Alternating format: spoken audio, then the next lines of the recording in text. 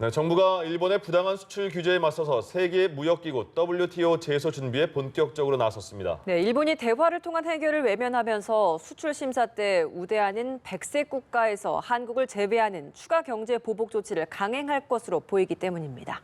김중배 기자입니다.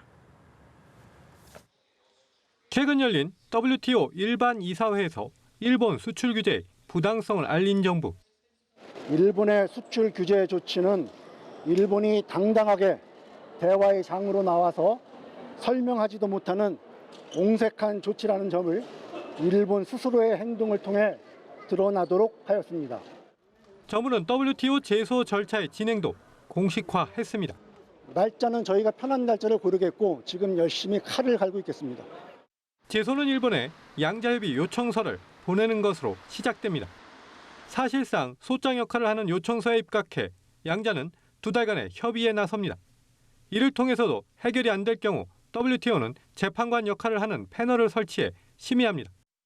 1심 결과가 나오는데 대략 2에서 3년이 걸리고 상소심까지 가면 더 길어집니다. WTO 제소에 앞서 정부는 대화를 통한 해결을 모색하고 있지만 일본의 수출 규제 철회를 기대하기는 어려운 실정입니다. 오는 31일까지 중국 정저우에서 열리는 영내 포괄적 경제 동반자 협정 RCEP 협상에 파견된 우리 정부 대표단은 일본 대표단을 만났습니다. 이 자리에서 일본 수출 규제가 국제 무역 규범을 훼손하고 영내 무역 자유화를 저해한다고 비판했습니다. 하지만 일본은 다음 달 2일 가기에서 한국을 수출 심사 우대 대상인 백색 국가에서 빼는 관련법 개정안을 처리하는 등 추가 경제 보복에 나설 것으로 전망됩니다.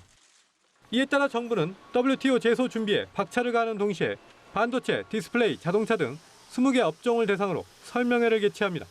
지역 순회 설명회도 할 계획으로 백색 국가 제외 시 기업 준비 사항과 피해 발생 때 정부 지원 방안 등을 알리는 자리입니다. 연합뉴스 TV 김중배입니다.